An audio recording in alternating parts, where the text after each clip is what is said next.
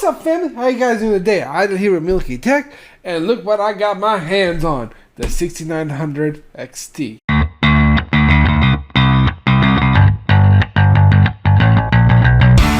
The other day I was at Micro Center and I just, by chance asked one of the sales associates if they had any graphic cards, and they said yes, we only got 4 cards, and they had this card, so I had to pick it up. So I bought it, and let's check it out, and let's see how good this card is. Let's get this done. If you guys enjoyed this content, smash that like and hit subscribe. And don't forget, link for the product will be in the description below. So before we unbox it, let's look over the packaging. So in the front of the box we have, it's an ASUS TUF gaming graphic card. It is overclocked, and we have the branding in here. It has RGB, so it's going to be fun to look at. On the side is just more branding. Another thing that tells us that it's overclocked.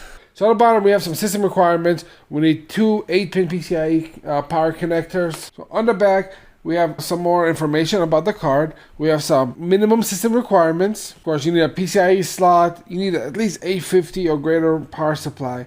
Now I might have a little issue with that. My power supply is only 750 watts, but I think it could handle it.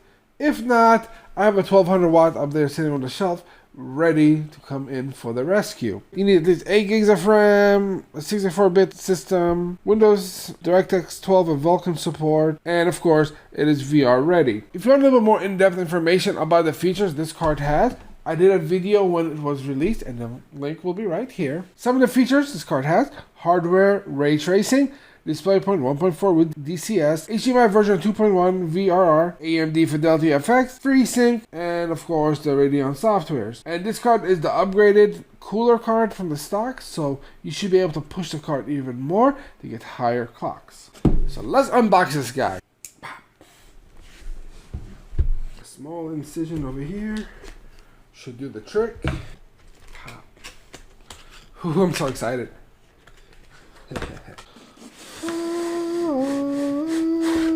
ASUS in search of incredible. Let's open this guy up. Ooh-wee. I don't know if this is going to fit in my case. Put this to the side. I love this foam. It's really good protection for the card. And it's nice and thick. We have here a little folder with some information in here. Take these out. Looks like we got like a little trading card over here. That's a nice touch. A certificate of reliability. That's a nice little checklist to have. A thank you card. And a quick starter guide. And a little mini ruler. And this big boy right here. Whoo, it's heavy.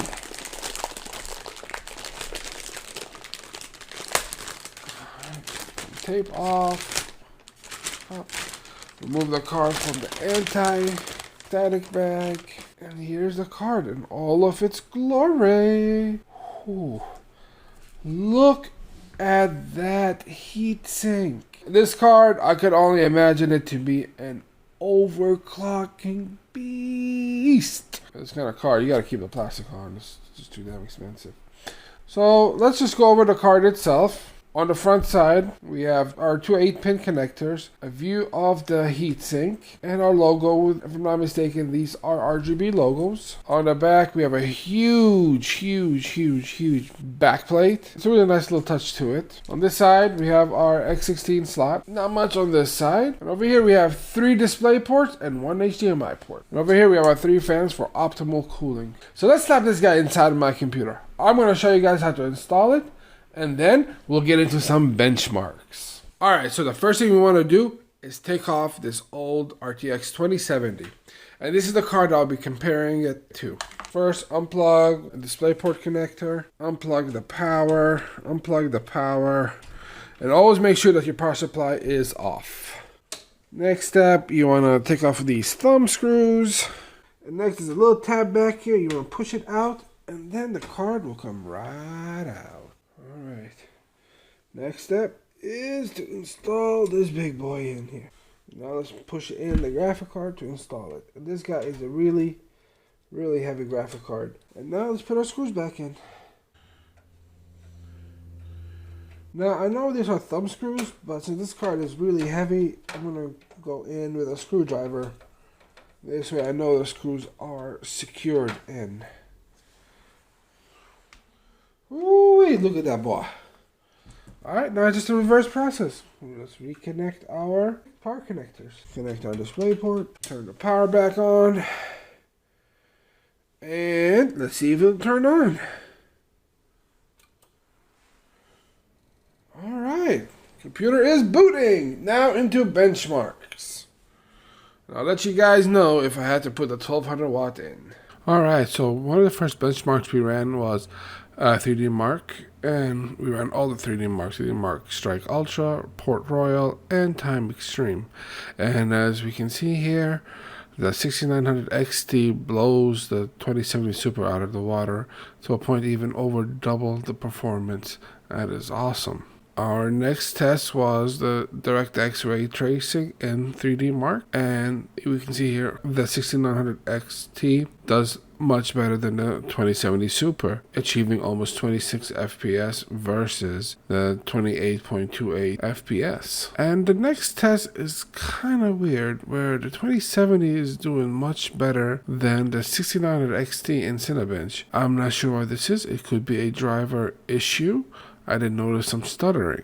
Our next test is the same thing, where the 2070 pulls ahead of the 6900 XT. Now, that could be a software issue, maybe optimization. That's something to look into. Our next test is Valley, and overall we see the 6900 XT pulling ahead of the 2070 Super, achieving over 88 frames per second, and while the 2070 Super is achieving a little over 59 frames per second. In Heaven, we see more of the same, where the 6900 XT is pulling ahead of the 2070 by almost double the frame rates, 113 versus 63. And of course, this is to be expected since the 6900 XT is a much more powerful card. In Uni-Engine superpositioning, we see that the 6900 XT pulls ahead of the 2070 by not much. And in Battlefield 5, we see the 2070 trading blows with the 6900 XT, even achieving better minimum